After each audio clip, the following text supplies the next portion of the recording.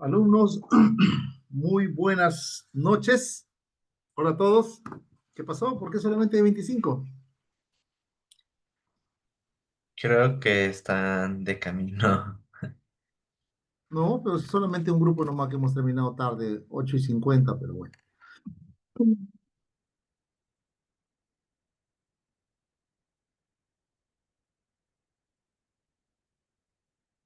A ver, voy a grabar quiénes están y ya de eso vamos a ver los participantes. A ver,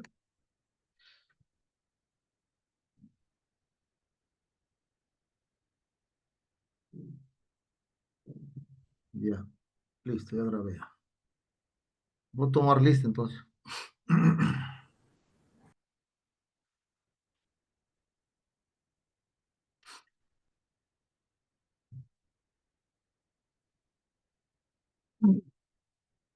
A ver, entonces vamos a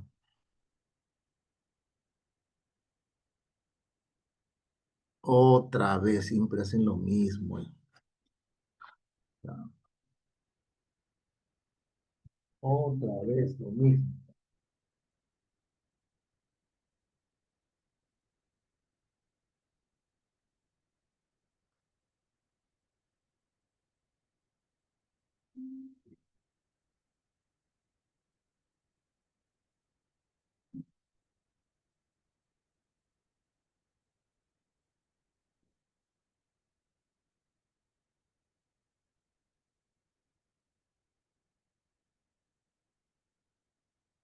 Maestro, buenas.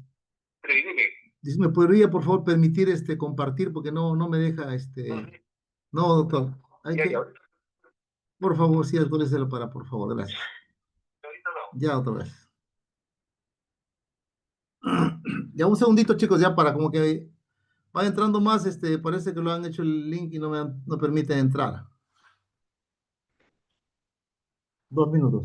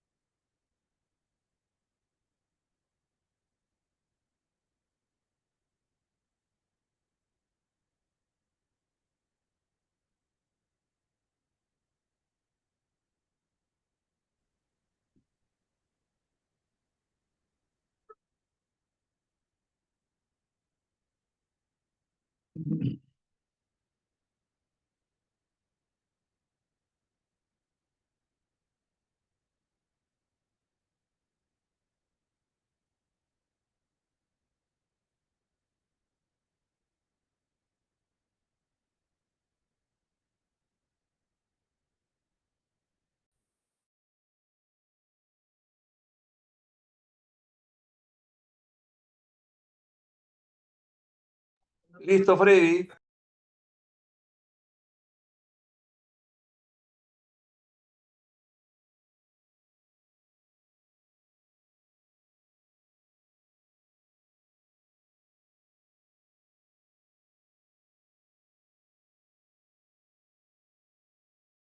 Listo, Freddy. Buenas noches con todos.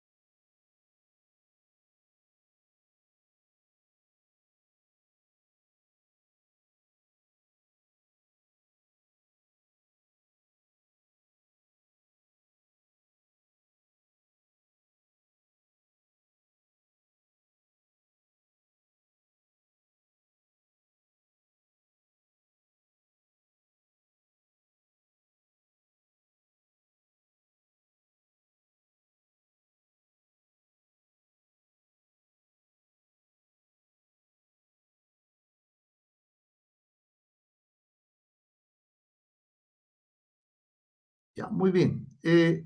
Por favor, Fátima, ¿estás ahí? Sí, doctor, buenas noches. A ver, ¿se escucha? Perdón, a ver, déjame un ratito. A ver.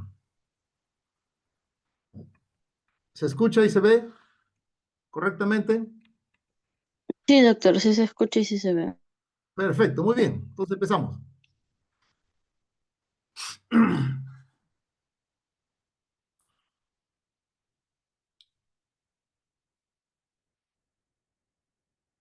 Ya, muy bien. Muy buenas noches con todos, alumnos. En esta ocasión desarrollamos la clase teórica de curso de manejo paciente crítico con el tema emergencias hipertensivas. Muy bien. Eh, Este tema vamos a desarrollarlo debido a su alta, digamos, frecuencia con que vamos a nosotros lidiar con este tipo de emergencia, ¿no? Con esta situación que eventualmente podría poner al paciente crítico, tanto a nivel hospitalario como a nivel intrahospitalario, ¿no? Vamos a lidiar siempre con la hipertensión y sus potenciales complicaciones, dentro de ellas la emergencia hipertensiva. Muy bien. Actualmente, casi un 40% de las personas que tienen más de 15 años, ¿no?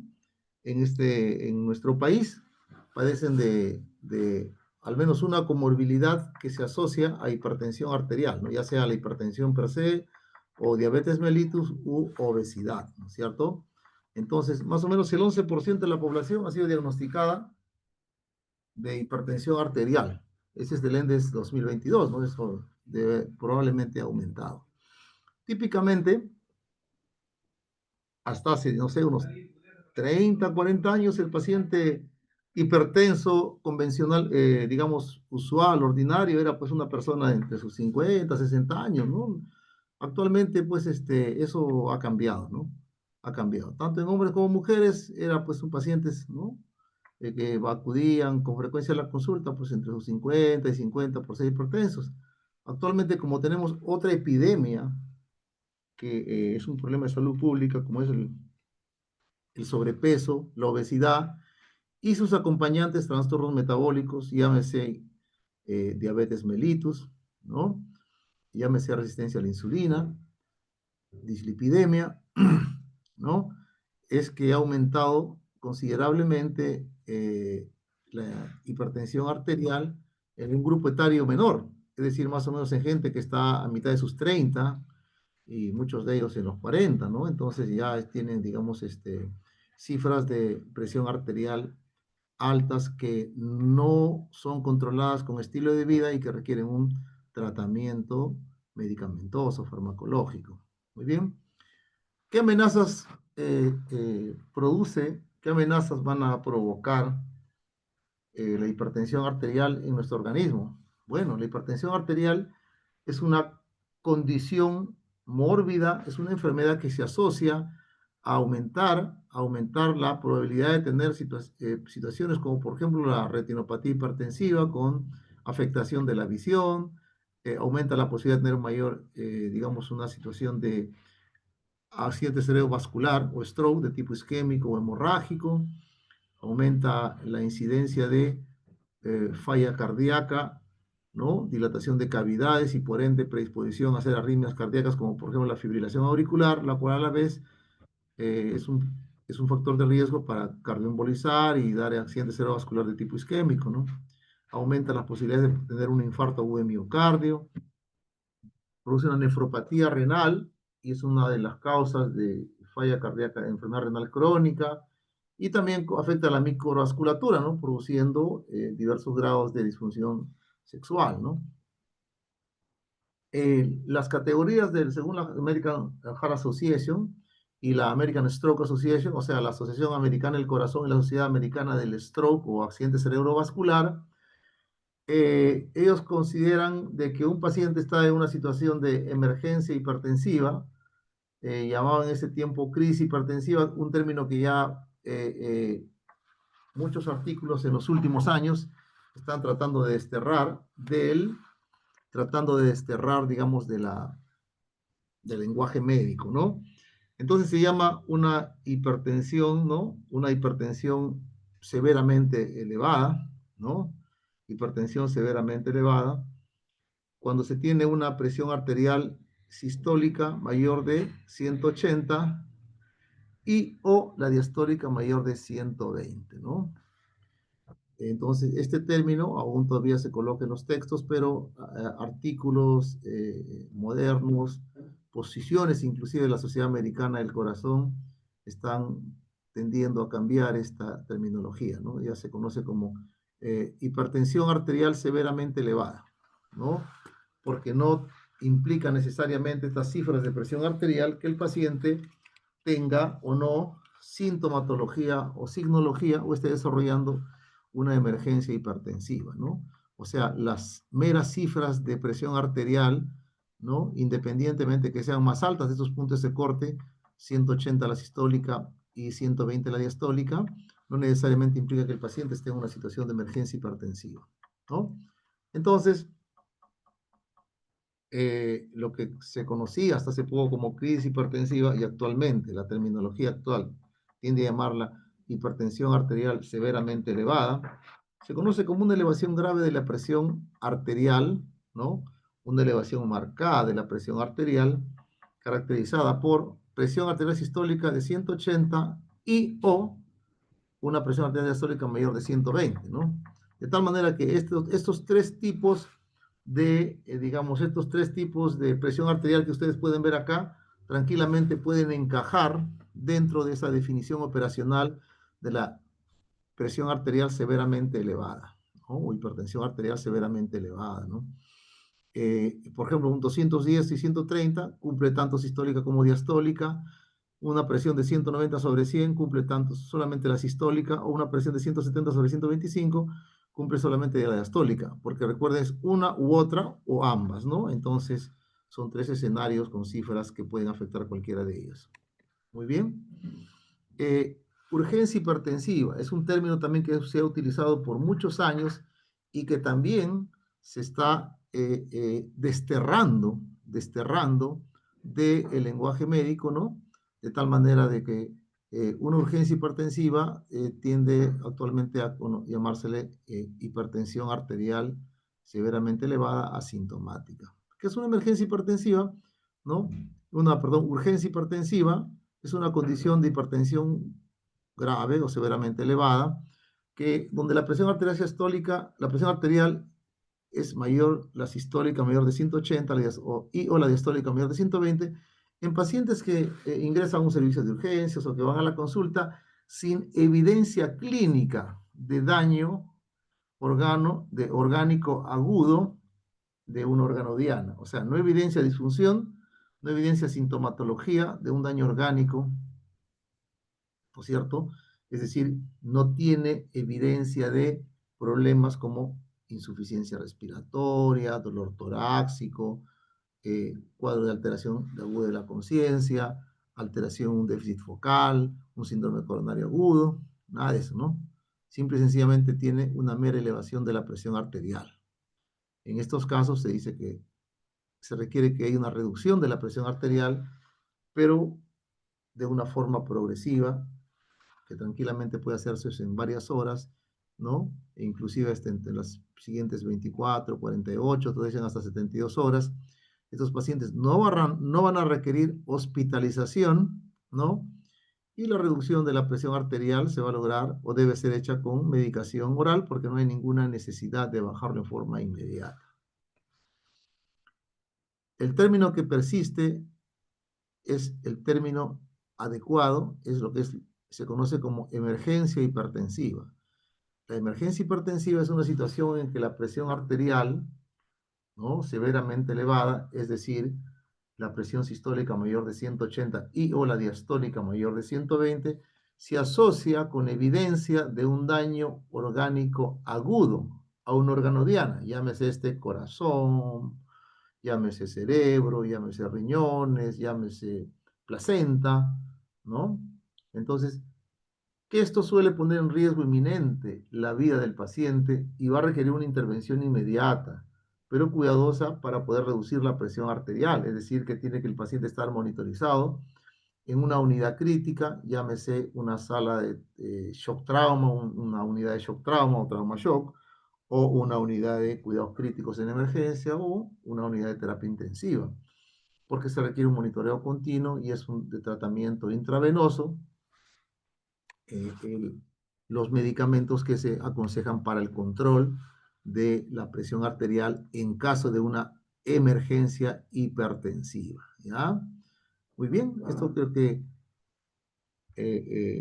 una urgencia hipertensiva, actualmente llamado hipertensión aguda, severamente elevada, ¿no? Asintomática, se caracteriza pues porque había una mera elevación de la presión arterial sin evidencia aguda de daño orgánico, ¿no? Es decir, no había afectación ni de tipo cardiovascular, neurológica, renal, ¿no? O de tipo a nivel placentario, es decir, no había ningún riesgo de daño obstétrico, ¿no? Entonces, esta situación no ponía en riesgo inminente la vida del paciente. El riesgo, obviamente, de tener cifras de presión alta, 180, 200, ¿no? Pero que el paciente lo tiene muy probablemente de forma crónica y que está asintomático. Esto no es, obviamente, es una situación digamos, de adversa para la salud, pero tiene un riesgo a largo plazo. En cambio, no constituye un riesgo inminente para la vida del paciente. Por lo tanto, uno lo puede tratar en varias horas, ¿no? 24, 48, otros hablan hasta 72 horas. Y el tratamiento que tiene que hacerse es por vía oral y tranquilamente puede esto manejarse, regularse de forma ambulatoria. En cambio, un paciente que tiene una verdadera emergencia hipertensiva, ¿no? La presión arterial estaba severamente elevada, es decir, mayor de 180 la sistólica y mayor de 120 la diastólica, y evidencia lesión de órgano diana. O sea, evidencia lesión de un órgano, llámese ojo, riñón, corazón, vasos sanguíneos, grandes vasos, etcétera, ¿no? Y pone en riesgo inminente la vida del paciente. Requiere que el tratamiento sea hecho de forma inmediata, idealmente que esa presión sea disminuida en porcentajes que van de acuerdo al tipo de patología, ¿no? Del órgano afectado dentro de la primera hora. Eso es lo ideal, que se debe bajar, por eso es que se usaba drogas de acción rápida, tiempo de vida media corta, titulables, ¿no? Entonces, pues esto se trata con drogas parenterales, endovenosas, de vida media corta, que sean titulables, ¿no? Entonces, un cuadrito para diferenciar entre uno y otro, ¿ya? Entonces, los términos, como habíamos dicho, de crisis hipertensiva y urgencia hipertensiva, prácticamente han muerto, ¿no es cierto?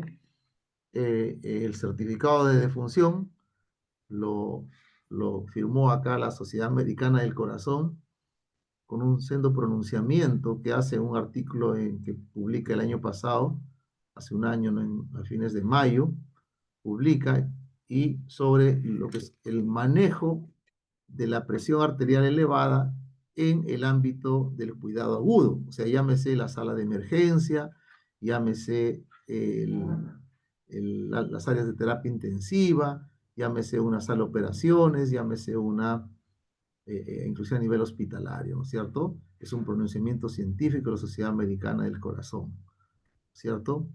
Muy bien, pero esto realmente no es tampoco tan nuevo, miren ustedes, ya desde hace más de 22 años, el séptimo reporte del Comité para la Prevención, Detección, Evaluación y Tratamiento de la Hipertensión Arterial, ¿no? Que es un organismo que desde hace muchos años da las pautas del manejo de la presión arterial, se expresa de esta forma, es una traducción textual, dice, desafortunadamente el término urgencia ha llevado a un tratamiento demasiado agresivo de muchos pacientes con hipertensión grave y no complicada, usualmente asintomáticos, ¿no?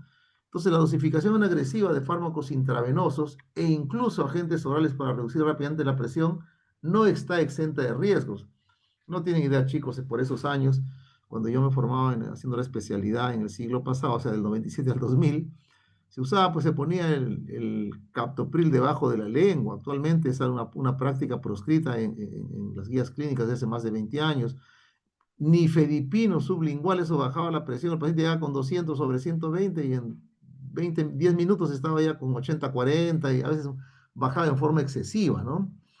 Entonces ya se ha visto porque es dañino, ¿no? Y normalizarla inclusive es dañino cuando no se requiere, ¿ya? Y eso tiene su explicación. 2003, ¿ah? En el 2019, un pronunciamiento de el Consejo de la Sociedad Europea de Cardiología, en un documento de pronunciamiento respecto al manejo de las emergencias hipertensivas, 2019, o sea, hace 6 años, recomienda, dice, es preferible no utilizar el término de urgencia hipertensiva y utilizar únicamente emergencia hipertensiva para referirse a aquellas situaciones en las que se justifica el tratamiento inmediato. Esto también significa que el término crisis hipertensiva, que pretendía discriminar entre una urgencia y una emergencia, queda como obsoleto también, ¿no? Por las expectativas que da la familia, ¿no es cierto? Entonces, estos términos, ¿no? Miren ustedes acá, términos históricos como crisis hipertensiva, urgencia hipertensiva, ¿no es cierto? ¿No? Dice, ¿no?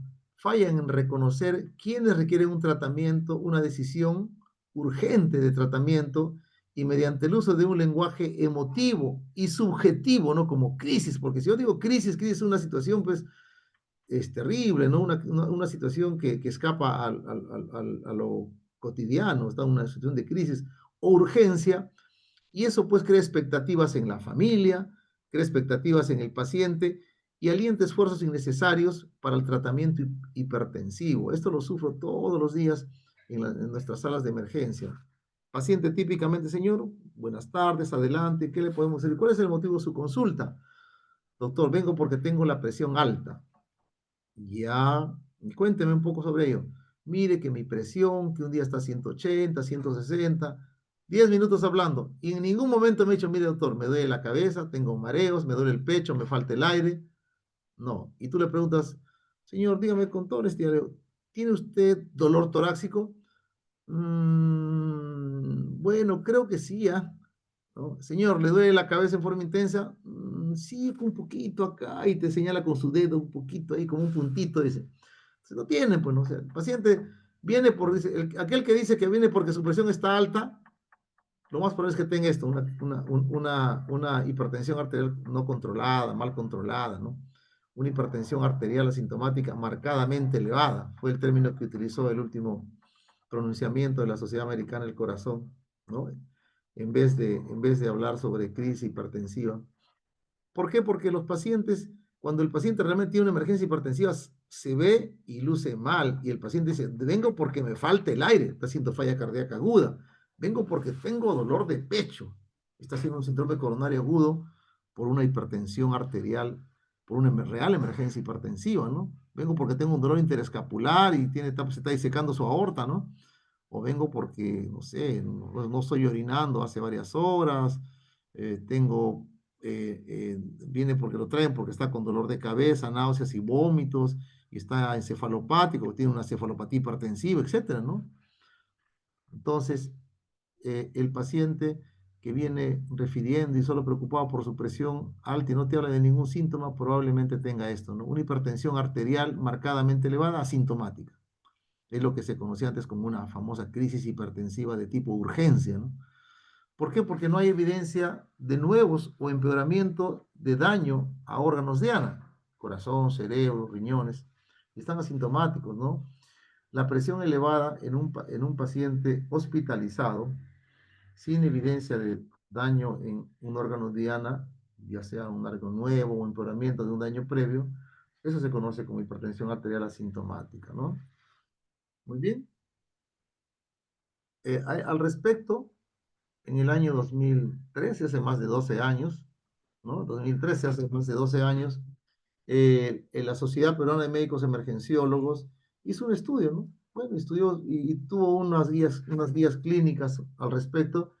Hizo un estudio, ¿no? Y sobre un aspecto, dice, evaluación y manejo de la hipertensión del adulto en la sala de emergencia con aquellos que tienen la hipertensión arterial elevada, pero asintomática. Quiso responderse dos preguntas.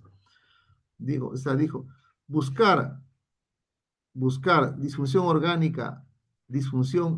orgánica, ¿no? Mediada por hipertensión arterial de forma aguda, realmente reduce los adversos. Es decir, ya viene un paciente contigo a la sala de emergencia y te dice, doctor, vengo por mi presión está alta, y efectivamente le tomas la presión arterial tiene 200 sobre 110, por decirlo, está alta, ¿no?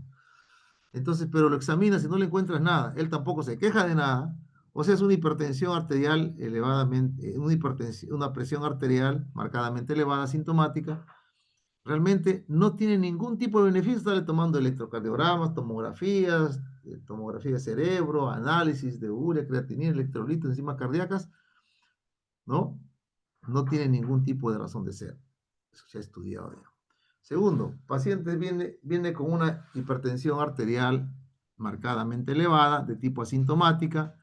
Dice, la intervención del médico reduce los resultados adversos, o sea, en el contexto agudo. O sea, viene ya con su... ¿Por qué viene? No, doctor, estoy con 190 sobre 100, 210 sobre 120. ¿Así? ¿Le molesta algo? Bueno, la verdad que no, pero tengo miedo que me vaya a dar un paro, un infarto. Es lo que lo trae el temor el paciente, ¿no? Entonces, el médico en ese momento siente la presión, pues, de que le ponen el captopril sublingual, a veces otros son más extremos y le ponen en forma endovenosa, le bajan la presión, todo. Entonces, esto se ha estudiado con gente un grupo, por decir, un grupo fue enviado a casa y señor, reajuste su tratamiento, va a tener una cita aquí en unos 4 o 5 días, este va a tomarse un diurético más, otro un somnodipino asociado a su ARA2 que pueda estar tomando, ¿no es cierto? Y realmente, y otro grupo, digamos que recibe tratamiento en emergencia, ¿no? Se lo baja. Y realmente no hay ningún tipo de diferencia entre uno y otro. O sea, en otras palabras, intervenir sobre esa presión que está asintomática en la sala de emergencia, bajar rápidamente la presión, atiborrar los estudios a los pacientes, ¿no? Hay una mejoría, reduce los resultados adversos y hacen seguimiento a la semana, al mes, al año, al mes, 3 meses, 6 meses, y la respuesta es no, no, no, no, ¿ya? Entonces, acá está ¿no? Entonces, conclusión de una de las preguntas, ¿no es cierto? Dice, en pacientes con hipertensión arterial marcadamente elevada sintomática, las intervenciones médicas reducen el índice de resultados adversos. Recomendación, no, que da acá dice, en pacientes con presión arterial elevada, marcadamente elevada, sintomática, los estudios o intervención de rutina no se requiere, dice acá, ¿no? Igual en el otro también, dice, ¿no es cierto? Dicen los pacientes que vienen con hipertensión elevada, marcadamente asintomática, requiere que se le haga un screening, o sea, que se le atiborre una serie de estudios para descartar que tenga una lesión orgánica, reduce el índice de resultados adversos. En la sala de emergencia, en el departamento de emergencia, los pacientes con hipertensión arterial marcadamente asintomática, los estudios de rutina para buscar una injuria de un órgano blanco, hacer creatinina, análisis, electrocardiogramas, tomografías, no se requiere. ¿Ah? Entonces, miren ustedes este estudio que hace Krishna Patel, es un médico internista que hace un estudio en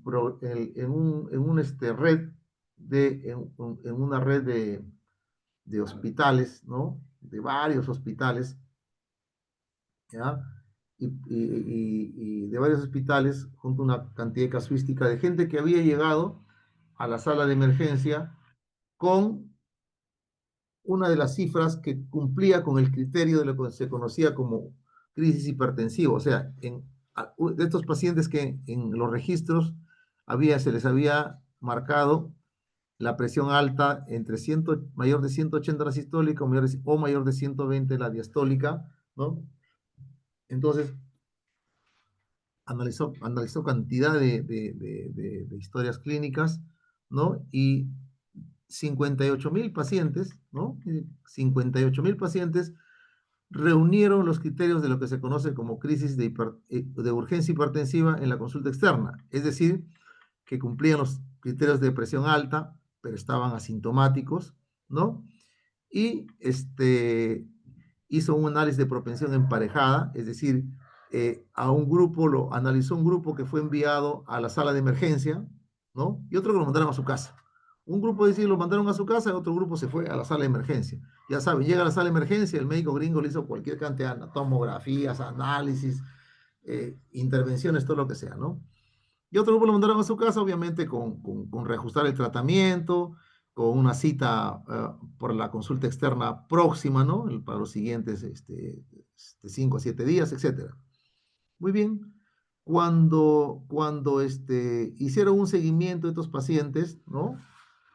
Un seguimiento de cuál había sido su grado de eh, eh, eventos, lo que se conoce como eventos cardiovasculares mayores, o sea, cuáles habían hecho infarto agudo en miocardio, síndromes coronarios agudos, accidente cerebrovascular, muerte asociada a un problema cardiovascular, y vieron que los eventos cardiovasculares adversos mayores a los 8 días, al mes y a los 6 meses, no había diferencias, no había diferencias. O sea, podíamos mandarlo a la casa tranquilamente o enviarlo a la sala de emergencia y no había diferencias. Pero cuando desmenuzan digamos, la data, ven que muchos pacientes, desde un punto de vista de recursos, ¿no? Era realmente un mal gasto, porque llegaba a la sala de emergencia y el médico gringo, pues, friqueado, le hacía cualquier cantidad de análisis, hospitalizaciones innecesarias, estudios tomográficos innecesarios, etcétera, ¿no? Y a muchos de ellos hasta le metían medicamentos endovenosos, le bajaban la presión más de la cuenta y eso realmente se torna dañino, ¿no es cierto? Hay un médico internista de Oregon, doctor Sacher Jacobs, él tiene un artículo, es un artículo pequeño, un artículo de opinión, él dice, ¿no? Dice, el término dice, urgencia hipertensiva es un término inapropiado y dañino, dice, ¿no? Dice, el hecho es que no hay nada urgente en las urgencias hipertensivas. El término está desactualizado, es incongruente con las pautas actuales. Un nombre inapropiado y dañino, dice, ¿no? Muy bien.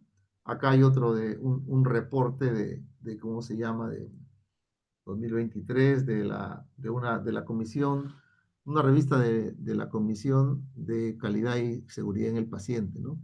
Y ahora dice, ¿no? Dice, crisis hipertensiva, casi 4 décadas después, ¿no? Porque el término fue creado a mediados de los 80, ¿ya? Casi 4 décadas después, dice, ¿no? Dice, ¿no? La práctica basada en la evidencia en el manejo de la hipertensión severa asintomática, o sea, lo que se conocía como urgencia hipertensiva, ¿no? Presiones altas por encima de 180, la sistólica o la diastólica por encima de 120, pero que no tenía síntomas, ¿no? Dice, y la necesidad de un cambio cultural. Y ahí describe, pues, de que hospitales de tipo, hasta de tipo universitario, ¿no? De que dice que se ha visto de que usaban con el fin de que llegaba la emergencia y para rotarlo más rápido, descongestionar más rápido la emergencia, les ponían a pacientes que no tenían criterio de usarse en forma endovenosa, les colocaban medicación endovenosa y bajaban rápidamente la presión arterial en pacientes asintomáticos, podía ser endovenoso por vía oral, y esto dice, no solamente es innecesario, también es potencialmente dañino. No obstante, this remains common practice. Esto permanece como una práctica común, ¿no? Tal es así que varias iniciativas de los programas de mejoramiento de la calidad han visto, ¿no? Han visto que es necesario reducir estos tratamientos que son realmente, que no se necesitan, ¿no? Para los pacientes que tienen presión arterial asintomática en el hospital. Así es, ¿no? Entonces es parte de, cambiemos ese chip, ¿no es cierto? Entonces ya saben qué hacer con los términos crisis hipertensiva y urgencia hipertensiva. Muy bien. Continuemos acá, ¿no es cierto? Entonces, cuando un paciente tiene, ya, dice, la urgencia hipertensiva, o sea, la hipertensión hipertensión arterial severamente elevada, asintomática, ex urgencia hipertensiva, no debe considerarse una emergencia. Es decir, ¿qué tienes que hacer con ellos? Reinstaurar o intensificar su tratamiento hipertensivo, rotarles, aumentarles un diurético, darles un segundo fármaco para, ¿no?, tratar la ansiedad. No es indicación para que lo mandes a la sala de emergencia, pero nos envían a la sala de emergencia, enviados por médico la mayor parte, ¿no? Y dicen, doctor, pero yo vine acá, es que veía mi consulta porque me iban a ver de tal cosa y me encontraron la presión alta y la señorita nomás del triaje del consultor me envió para acá. ¿Él tiene alguna molestia? No, doctor, mi presión se habrá subido. Y encima que ya, como ha estado esperando la cita mucho tiempo y lo bajan en la emergencia, donde tiene que esperar porque le damos prioridad a otras personas, peor viene con la presión más alta, ¿no? No es indicación para reducción inmediata de la presión arterial, hospitalizar, no es indicación para enviarlos a la sala de emergencia, pues, ¿no es cierto?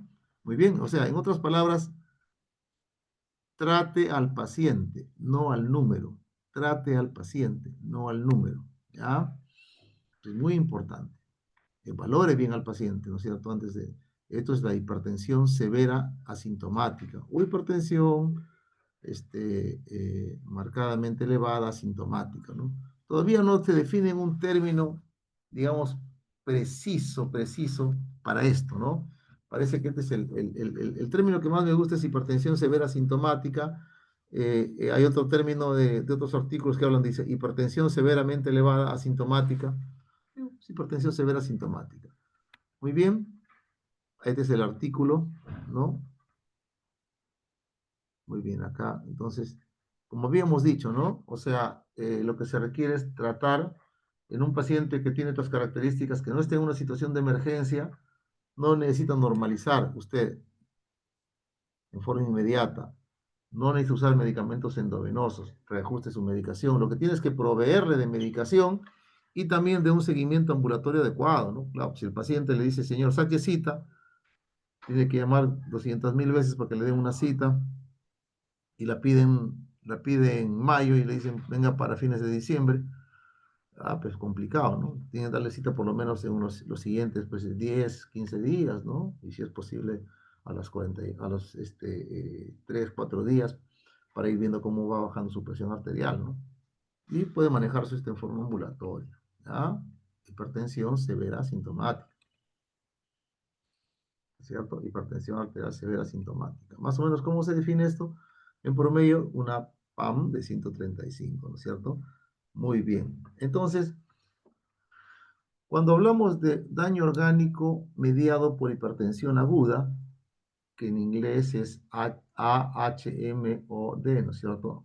Acute Hypertension Mediated Organ Dysfunction. Entonces, ¿de qué estamos hablando? Estamos hablando del impacto negativo que tiene la elevación aguda de la presión arterial y produce disfunción tanto a nivel cerebral, a nivel renal, a nivel ocular, a nivel cardíaco, a nivel macrovascular, llámese aorta, a nivel inclusive de tipo en la sangre, ¿no? Llámese hemólisis mediada por hipertensión arterial, llámese placenta, ¿no? En casos de lo que se conoce como una preeclampsia severa y que puede esto conducirlo a una eclampsia, ¿no? Cuando se agrega esto, pues un problema convulsivo, ¿no es cierto? Entonces, el daño orgánico mediado por hipertensión aguda es a estos niveles, ¿no? Macrovascular, aorta, cardíaco, síndromes coronarios agudos, infarto de miocardio, ¿no? Falla cardíaca aguda, cerebro, encefalopatía hipertensiva, accidente cerebrovascular hemorrágico isquémico, a nivel renal, puede producirse una insuficiencia renal, a nivel del ojito puede producirse una alteración de la retina, y en una gestante, a nivel placentario, puede producir esto un cuadro de una preeclampsia severa que puede evolucionar a una eclampsia, ¿no es cierto? Muy bien, y acá tenemos las diferentes formas de lo que se conoce como el órgano diana, o que el término actual que se quiere usar es esto, ¿no? Daño orgánico mediado por hipertensión aguda, ¿no? Entonces, acute hypertension mediated organ dysfunction, ¿no? Muy bien, ¿cuáles pueden ser?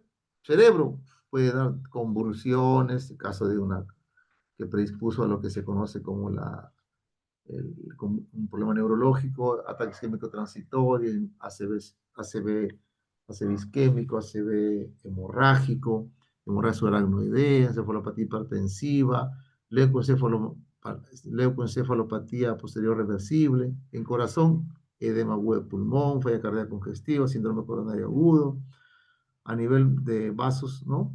Una disección de aorta torácica, una anemia hemolítica microangiopática, falla renal aguda, puede producir edema retinal con papiledema, hemorragias a nivel retinal, y a nivel uterino la preeclampsia severa que va a eclampsia, ¿no? Son los progresivos, los daños que se pueden producir en los diferentes órganos en una verdadera emergencia hipertensiva, ¿no? Entonces, una emergencia hipertensiva, pues es un síndrome clínico, ¿no? ¿Por qué? Porque es un síndrome, porque no es una sintomatología específica, eso va a depender cuál es el órgano afectado, ¿no es cierto? Es un síndrome clínico, es un conjunto de signos y síntomas donde la presión arterial significativamente elevada se asocia a un daño rápidamente progresivo de un órgano terminal, ¿no es cierto? Cerebro, corazón, riñón, ojo, placenta, etcétera, ¿no? Como vemos acá, ¿no? O sea, la emergencia hipertensiva, más que una cuestión de cifras de presión arterial, es una cuestión de disfunción, ¿no? Es una cuestión de daño orgánico, disfunción orgánica mediada por hipertensión aguda. De eso se trata, ¿no? Más o menos para acá una idea, ¿no? Tenemos una hipertensión severamente descontrolada, ¿no? O sea, llámese presión arterial mayor de 180, la sistólica, presión arterial diastólica mayor de 120, y eso va a producir, pues, en líneas generales, ¿no? Un incremento en la resistencia vascular renal.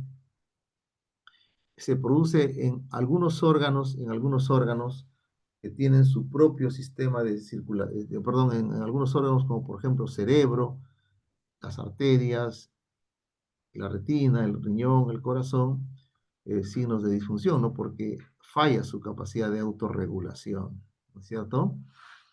Entonces, ¿qué pasa, por ejemplo, en el paciente qué pasa, por ejemplo, en el cerebro, ¿no? En la circulación cerebral de un paciente neurocrítico? ¿Qué es lo que pasa, por ejemplo, no? Normalmente, miren ustedes, el cerebro tiene su propio, digamos, flujo sanguíneo cerebral, ¿ya? Y tiene una capacidad de mantener ese flujo sanguíneo cerebral. Por ejemplo, acá lo mantiene más o menos entre 50 y 60, ¿ya? Entre 50 y 60 lo mantiene acá el flujo sanguíneo cerebral. Miren ustedes, teniendo una presión arterial media de 50 hasta casi 150, ¿no? O sea, en otras palabras, puede haber amplias variaciones de presión arterial media, por ende también de la misma presión sistólica, diastólica, puede ampliar, ¿no es cierto? Y sin embargo el corazón, el cerebro, mantiene su flujo, ¿no? ¿Ya? Eso se llama la capacidad de autorregulación, ¿ya? ¿Qué pasa, por ejemplo, si yo tengo un paciente hipertenso? El paciente hipertenso, como buena parte del tiempo, tiene presiones altas, su capacidad de autorregulación ya aumenta, o sea, mantiene, digamos, se desplaza, ¿no? Se desplaza y ya, digamos que eh, la presión arterial media sobre la cual él puede mantener un flujo sanguíneo sin que se vaya disminuyendo, va más o menos por acá entre 130 hasta 250 casi, ¿no es cierto? O sea, en otras palabras, aguanta, tolera presiones arteriales medias mucho más elevadas, pero por un lado, pero por otro lado también es más sensible que presiones arteriales medias menores de 150, ya comienzan, ustedes vean acá, comienza a disminuir su flujo sanguíneo cerebral. Ese es el problema, ¿no? O sea, tolera presiones más altas, pero sí hace más sensible a presiones arteriales que para otra persona que no es hipertensa podría ser un nivel que está dentro de su capacidad de poder regularlo, ¿no? Recuerden ustedes, mire que, por ejemplo, acá, si el paciente llega a una presión arterial media, ya que está por 110, está por 100, sí, 110, 100, ya comienza a bajar su flujo sanguíneo cerebral. Y si baja el flujo sanguíneo cerebral, eso es contraproducente para alguien que tiene una lesión a nivel aguda, a nivel cerebral, como por ejemplo un TEC, como por ejemplo un accidente cerebrovascular, sobre todo de tipo isquémico, ¿no? Entonces, y ahí empiezan los problemas. Miren ustedes, ¿qué pasa si el paciente, si la presión arterial, ¿no? En el paciente hipertenso, miren ustedes, con presiones arteriales medias por debajo ya de 110, que se van acercando a 190, que tranquilamente pueden ser manejados por una persona con presión normal, ya es una presión que significa baja para un paciente hipertenso y comienza a tener eso repercusión en disminuir el flujo sanguíneo cerebral. O sea, se produce una isquemia cerebral en los pacientes. Por eso cuando usted al paciente, por ejemplo, hipertenso de larga data, ¿no? Que viene más asustado porque la señora, la tía le dijo, uy, te va a dar un derrame, se te va a reventar el cerebro, una arteria del cerebro, una vena del cerebro, porque en la casa se encontró 200 sobre 100 y ella viene más asustada, pero realmente no tiene ningún síntoma. Bajarle la presión a nivel o normalizarle la presión, ¿no? Es más hacerle, en cierto modo, un poco más de daño que de bien, ¿no? Miren ustedes, cuando ocurre un infarto cerebral, hay una zona que se llama el core, que es la zona de necrosis o de infarto, donde ya no se puede hacer nada, pero hay una zona colindante que se llama zona de penumbra isquémica. Es en esta zona donde nosotros vamos a, digamos, asegurarnos que hay una buena perfusión. Si nosotros le bajamos mucho, o sea, el cuerpo es sabio. Este paciente hace un ACV y se le eleva la presión, como una respuesta propia del cuerpo. Dejarlo ahí, no tocarlo, salvo que pase por encima de 220 y por encima de 120 la diastólica y 220 la sistólica, si no, no tratarlo en ACV isquémico. ¿Por qué? Porque eso permite asegurar una buena perfusión de la penumbra isquémica, de la zona de penumbra isquémica, que es la zona que está en riesgo, ¿no? Si nosotros le bajamos la presión arterial, hacemos que la zona de penumbra isquémica se extienda, ¿no? O sea, la zona de penumbra isquémica es recuperable, como también puede ser empeorable, todo va a depender de nuestro manejo. Si usted tiene un paciente con un ACV isquémico y tiene 170 sobre 100, déjelo ahí. Si usted dice, no, es mucho, y Fundungú le pone su captopril sublingual, le pone nitroglicerina, la betalol, le baja la presión, que este paciente esté con 100 sobre 6, dice, ah, está bien, no, al contrario, ya comienza, baja severamente el flujo sanguíneo cerebral y esa zona que estaba en riesgo, ahí termina de infartarse. O sea, aumenta la zona de penumbra isquémica, porque esta zona de penumbra isquémica es dependiente de la perfusión cerebral de la presión arterial media. El cuerpo eleva su presión arterial media como una reacción a eso. Ya si hay mucha elevación, ahí recién ya uno va a intervenir, ¿no? Y ese punto de quiebre de las guías clínicas de hace más de 20 años dice, hace isquémico. Sí, solo si es más de 220 la sistólica y mayor de 120 la diastólica, usted intervenga, ¿no?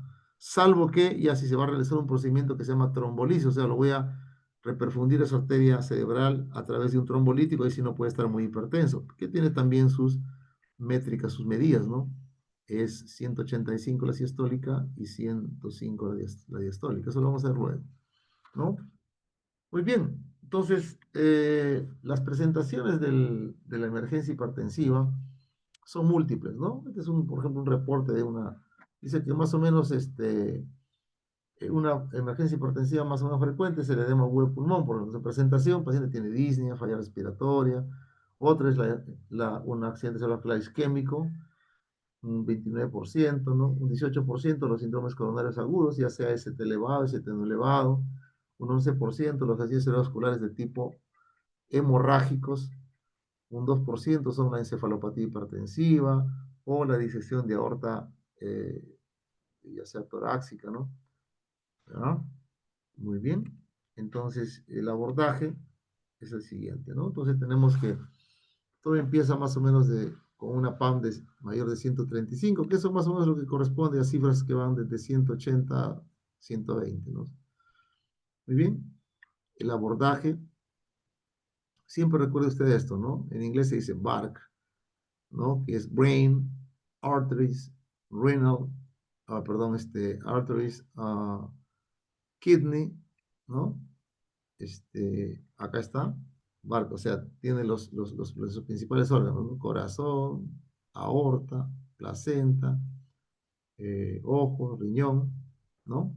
Entonces acá usted tiene, ¿no? Brain, arteries, retina, kidney y heart, ¿no es cierto? Entonces, si el paciente, por ejemplo, tiene déficit, presión alta, ¿no? O sea, una presión media mayor de 135, o si queremos hablar en términos de presión sistólica o sistólica mayor de 120, de 180 y diastólica mayor de 120, y encima tiene déficit motor o tiene alteración de la conciencia, ¿no? Náuseas, vómitos, encefalopatía, tuvo convulsión, etcétera, ¿ya? Entonces, podría ser el órgano afectado, podría ser pues, el riñón, ¿no? O sea, el órgano que tiene afectación aguda orgánica mediada por esa hipertensión eh, elevada, ¿no? Cuando dice de arterias, de arterias, el síndrome aórtico agudo, ¿no? Que es un dolor torácico o interescapular, con ausencia de pulsos o diferencia de pulsos entre un lado y otro, o el paciente tiene preeclampsia o preeclampsia severa, o desarrolla un síndrome de HELP, ¿no? En lo que es retina, tiene pues, signos de retinopatía, lo que es K de kidney de riñón, falla renal aguda con diferentes grados desde anuria hasta oliguria, o si es que el paciente presenta signos de microangiopatía trombótica. A nivel cardíaco, falla cardíaca, ¿no? Edema agudo de pulmón, que esa es una de las emergencias hipertensivas más frecuentes es el edema agudo de pulmón cardiogénico, ¿no? El paciente viene con edema agudo de pulmón y presiones sucesivamente altas, ¿no? O la falla cardíaca aguda, etcétera. Cualquiera de estas patologías constituye realmente una emergencia hipertensiva, ¿no es cierto? Entonces, en una revisión sistemática se vio que realmente las cifras tensionales eran referenciales, ¿no? En respecto a la severidad del paciente, ¿no? Y lo que más importante era, miren, era la valoración clínica, ¿no? O sea, para más o menos tener una idea de si había disfunción de un órgano o no, no estaba en relación tanto a la presión alta, es algo secundario, sino estaba, o sea, me refiero a las cifras aisladas de presión, ¿no? Si no estaba en relación a la valoración clínica del paciente. Recuerden, los pacientes que tienen, por ejemplo, preeclampsia severa, las cifras de presión arterial no tienen que ser necesariamente 180, que sean mayor de 160, ya producen disfunción, ¿no? O sea, no está en la mera cifra tensional, sino está en la valoración clínica, ¿no? O sintomatología, disnea, dolor torácico, cefalea, ¿no? Déficit motor, alteración de estado mental, podrían ser los síntomas de un daño orgánico agudo mediado por hipertensión, ¿no es cierto? A nivel de, por ejemplo, de cardiovascular, dolor de pecho por síndrome coronarios agudos, disnea por falla cardíaca aguda, dolor dorsal intenso por una disección de aorta torácica, tiene oliguria, orina poco, no está orinando, puede ser una falla renal aguda mediada por hipertensión. El paciente tiene estado mental alterado, tiene encefalopático, ¿no? Está con convulsión, ¿no? O tiene un déficit motor focal, ya sea que tenga una ACV isquémica, una ACV hemorrágico, una encefalopatía hipertensiva, ¿no? Podría ser.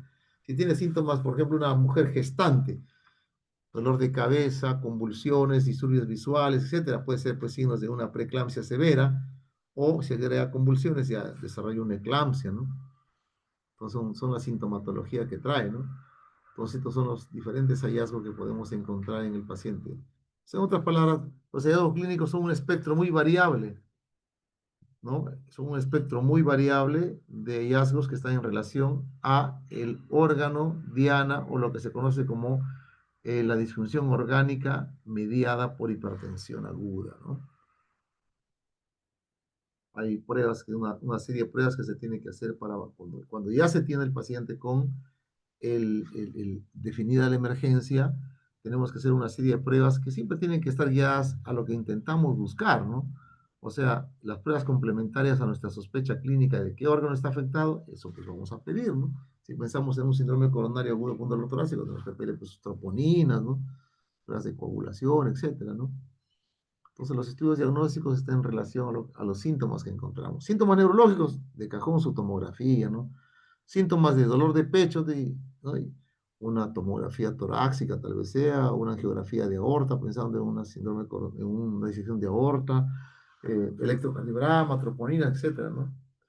Disfunción renal, ya, pues sus pruebas de función renal, ¿no es cierto? Esquistocitos, conteo de plaquetas, disfunción cardíaca o falla cardíaca aguda, pues, ¿no es cierto? ¿Qué podemos pedirle acá?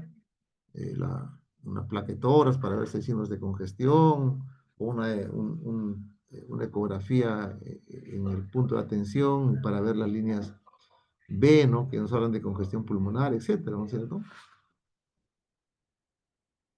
Entonces, síndrome coronario agudo, acá le pedimos una angiotomografía de grandes vasos, ¿no? Tomografías, ¿no? Para ver, por ejemplo, podemos encontrarnos con un ácido isquémico, una hemorragia subaracnoidea, o una hemorragia intraparenquimal, ¿no? Una falla cardíaca aguda, tal vez esté asociada pues a isquemia miocárdica, ¿no? Troponinas, electrocardiogramas, su placa de tórax, ¿no? Ya saben, o sea, trate al paciente, no solamente al número, o sea, lo importante es valorar el impacto que hace, el impacto que tiene la presión alta en ese paciente específicamente, ¿no? Hay una serie de drogas para tratar la presión. Lamentablemente en Perú no las tenemos disponibles todas.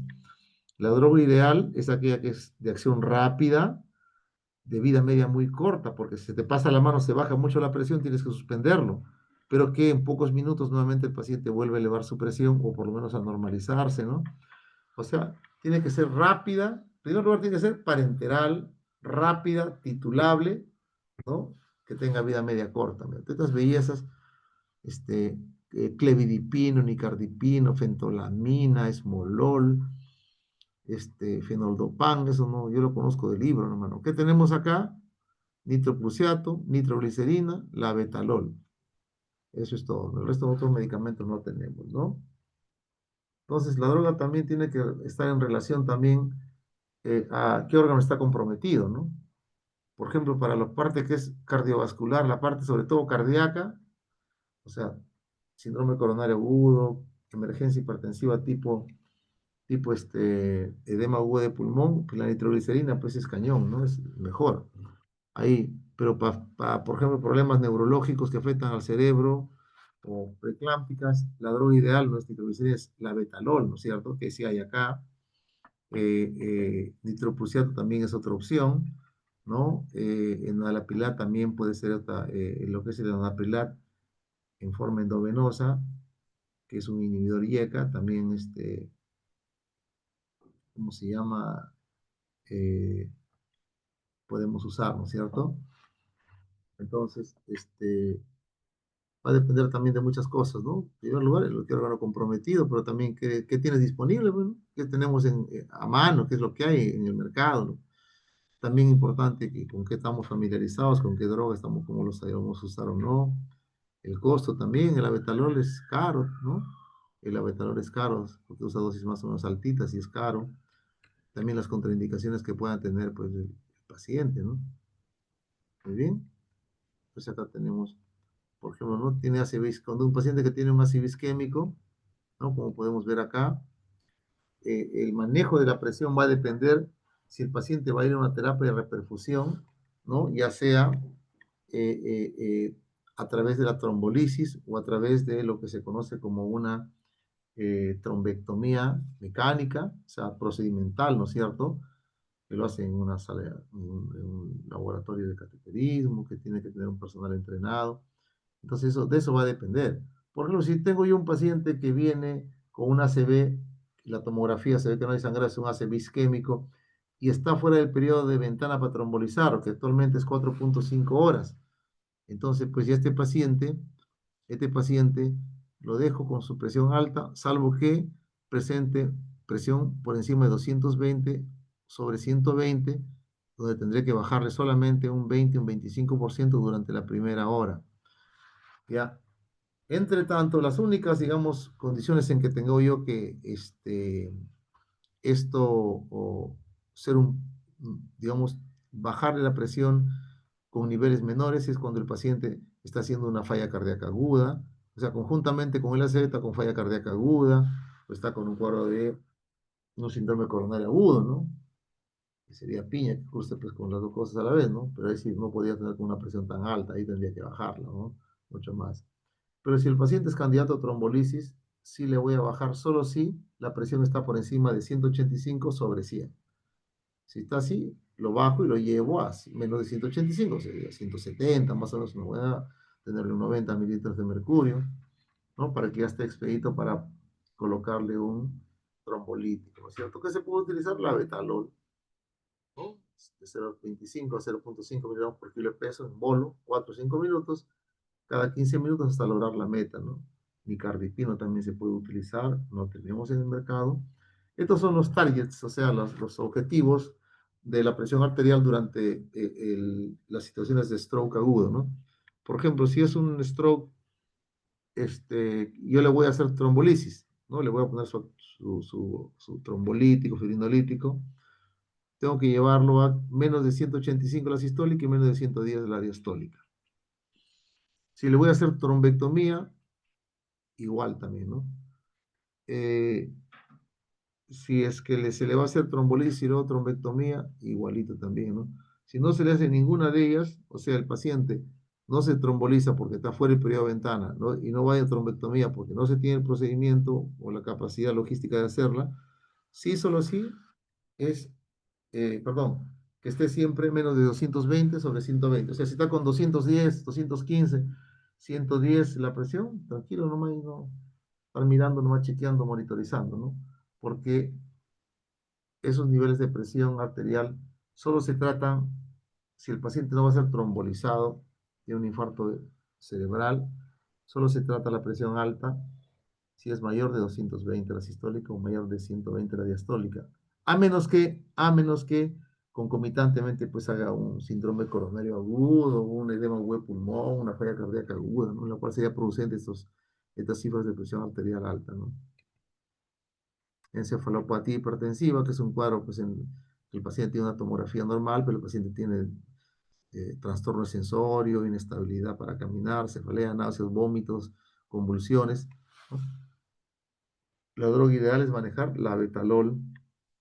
Si no se tiene esta, puede usarse el nitroprusiato sódico en un ACV hemorrágico, ¿no? Tipo, por ejemplo, una hemorragia intraparenquimal, o una hemorragia como acá, una hemorragia subaracnoidea, ¿no es cierto? Más o menos lo que las guías aconsejan que no debería pasar mayor de 150, ¿no? Muchos hablan de tenerlo en 130, 140, pero nunca más de 150, ¿no? O sea, en un ACV hemorrágico, los niveles son mucho menores de permisibilidad de la presión alta, ¿no? En cambio, en el isquémico, se imagina hasta 220, ¿no? ¿No? En cambio, acá tiene que ser menor de 150, pues está 145, 140 la sistólica, ¿no? ¿Qué se usa en estos casos? La betalol, nitroprusiato sódico, ¿no? Inclusive diferencias recomiendan, si es una hemorragia cerebral intraparenquimal, ¿no? Más o menos entre 130 y 150 la presión. Si es una de tipo subaracnoidea, con tal que esté menor de 160, está bien, ¿no? O sea, con 150 estaría colosal, ¿no es cierto? Son las metas de presión arterial y que se intentan llevar al paciente dentro de la primera hora un porcentaje no va a bajar, ¿no? En donde sobre todo se es muy estricto en los porcentajes, que no se puede pasar ese porcentaje, son en los cuadros de tipo neurológico, ¿no? Porque como hemos visto, esto afecta bastante la perfusión cerebral. Si le baja mucho, también va a ser contraproducente. La droga MAP de mejor, digamos, de mejor perfil que recomienda la mayor parte de guías clínicas, ¿no? Es la betalol, ¿cierto? ¿Ah? El paciente tiene acá edema agudo de pulmón. la droga de elección para manejo como antihipertensivo, la nitroglicerina de cajón, ¿no? Lo mejor, ¿no? Ustedes sí, ahí en estos casos, en líneas generales, en los pacientes que tienen como daño orgánico agudo el sistema neurológico, ¿no? Ahí se tiene que bajar con mucho cuidado, un margen estrecho, ¿no? Que no pasa del 15%, 20% en la primera hora. En cambio, en los pacientes que tienen edema agudo pulmonar, los que tienen infarto agudo de miocardio, usted puede bajarle a la sistólica a menos de 140 la sistólica, o sea, casi normalizarla, ¿no? O sea, una PAN entre 100 a 100 entre 60 a 100 milímetros de mercurio. O sea, si usted se enfrenta con un paciente con edema agudo de pulmón, que tiene 230 sobre 130, le baja la presión nomás todo lo que puede en la primera hora hasta llevarlo a, no sé, 120, 80, ¿no? Tranquilo y no normal. O sea, con una presión sistólica menor de 140. Y eso pues, implica porcentualmente un descenso pues importante, ¿no? Más de 60, 70% de descenso y no pasa nada, ¿no? Pero a nivel neurológico no. La permisibilidad de la disminución de la presión arterial, porcentualmente hablando, es mucho menor, ¿no? Un síndrome coronario agudo, ¿no? ¿Cuál es la dosis inicial? Idealmente, nitroglicerina, ¿no? Nitroglicerina es una muy buena opción. La betalol también es. ¿Y llevar a cuánto? A presión arterial sistólica menor de 140, o sea, casi normalizarlo, ¿no? Por eso le digo, corazón, edema agudo de pulmón, ¿no es cierto? O síndromes coronarios agudos, que prácticamente usted puede bajarle hasta normalizarlas, ¿no? Pero no es así en un cuadro neurológico, ¿no? Disección de aorta, ¿no? El paciente tiene dolor de pecho, no tiene signos de infarto en su electro, y ve ensanchamiento mediastinal, le toma un estudio con una angiotomografía de aorta y grande vasos, y puede usted ver que el paciente tiene un trombo intramural, entonces tiene una disección de aorta, ¿no? Entonces, la droga ideal a usar es ahí, puede usar usted la betalol como monodosis, porque la betalol tiene dos acciones, es beta bloqueadora y también es alfa, ¿no es cierto? Alfa agonista. Entonces, la acción de la betalol actúa tanto a nivel, digamos, de los vasos sanguíneos como también a nivel del corazón, ¿no? Por su efecto beta en el corazón y a nivel vascular por su efecto alfa. Si usted no tiene la betalol, puede utilizar el esmolol como un beta bloqueador y el nitroprusiato, nitroglicerina como un eh, vasodilatador, ¿no es cierto? Entonces, la unión de ambos, lo que puede reemplazar a las acciones de la betalol, ¿no es cierto? ¿Cuál es el objetivo? Tener una sistólica entre 100 a 120, o sea, más o menos poco casi al borde de la hipotensión, ¿no? Con una PAM menor de 80 y también una frecuencia cardíaca entre 60 y 65, ¿no? Con el efecto que tenemos acá, la injuria renal aguda que se puede producir en un contexto, ¿no? De crisis de emergencia hipertensiva que se manifiesta porque el paciente produce oliguria o anúrico, ¿no? Medicamentos, ahí también hay que reducir no mucho, máximo un 20-25% dentro de la primera hora, reducir la presión arterial, ¿no? Tratamientos, fenoldipino, fenoldopan, nicardipino, que realmente eso no tenemos acá, pero sí acá tenemos el abetalol, ¿no es cierto? La preeclampsia, ¿no? Miren ustedes, los criterios son diferentes a lo que es el criterio típico de una emergencia hipertensiva, donde requieren que esté la sistólica mayor de 180 y la diastólica mayor de 110. Acá es la sistólica mayor de 160 y o la diastólica mayor de 110, ¿no? La gestante comienza a manifestar, pues, la presión alta en los signos que estamos dando y disfunción a nivel hematológico, hepático, ¿no? Pulmonar, placentario, neurológico, ese síndrome de Hellberg, etcétera, ¿no? Estos son los signos de lo que es una preeclampsia severa, ¿no? Signos de severidad de una preeclampsia: hipertensión severa, la sistólica mayor de 160, la diastólica mayor de 110, le bajan las plaquetas a menos de 100.000, se duplica el valor normal de las transaminasas, tiene dolor epigástrico en el hipocondrio derecho, ¿no? Que tiene un dolor de cabeza que no remite, síntomas visuales, fotopsias, escotomas, ¿no? Si la creatinina sube por encima de 1.1, 1.2, o se duplica su valor basal, ¿no? Entonces son signos signos de una hipertensión, de una preeclampsia severa, ¿no? Puede manejarse tranquilamente con la betalol, ¿no? 20 miligramos en 2 minutos y cada 10 minutos se puede repetir. O también hay mucha experiencia acá en los ginecobstetras con el manejo a través del nifedipino, ¿no? Pero no el de acción prolongada, o sea, o de efecto retardado, sino el de acción rápida, que es de 10 miligramos, ¿no? Que se debe oral, no se debe dar sublingual.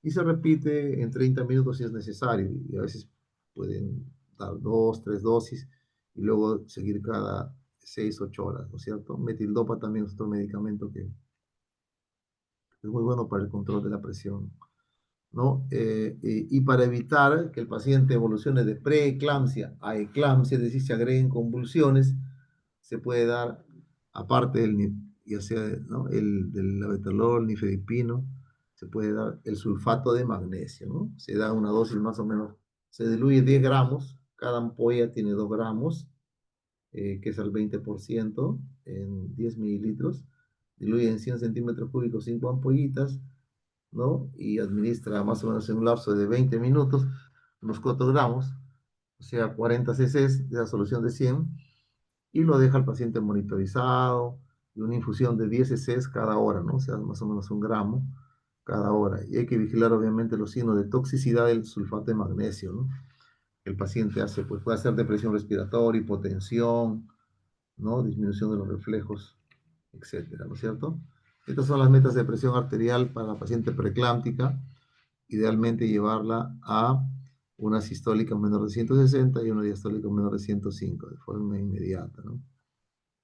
Los medicamentos, la betalol más sulfato de magnesio siempre, sobre todo cuando tiene signos de preeclampsia severa, ¿no?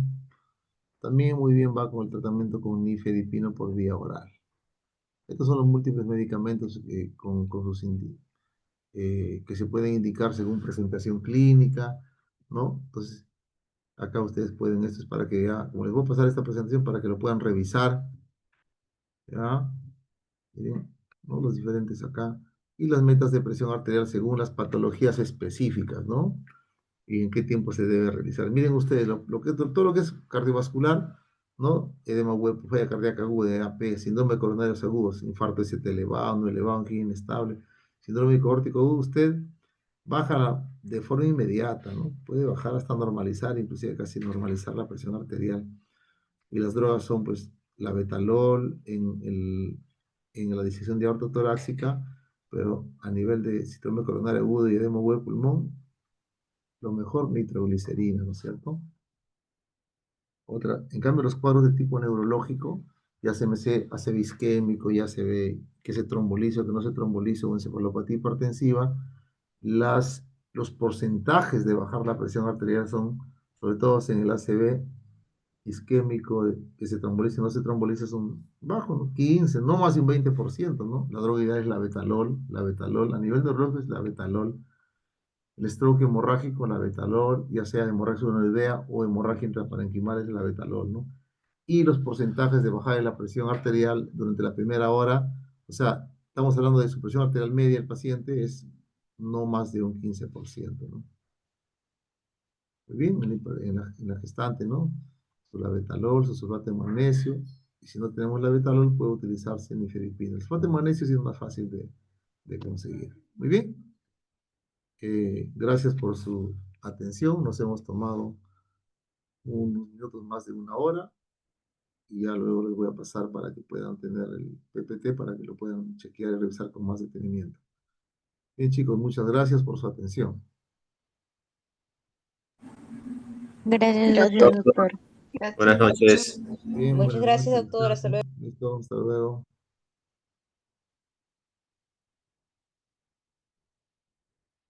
Gracias, doctor. Muy bien.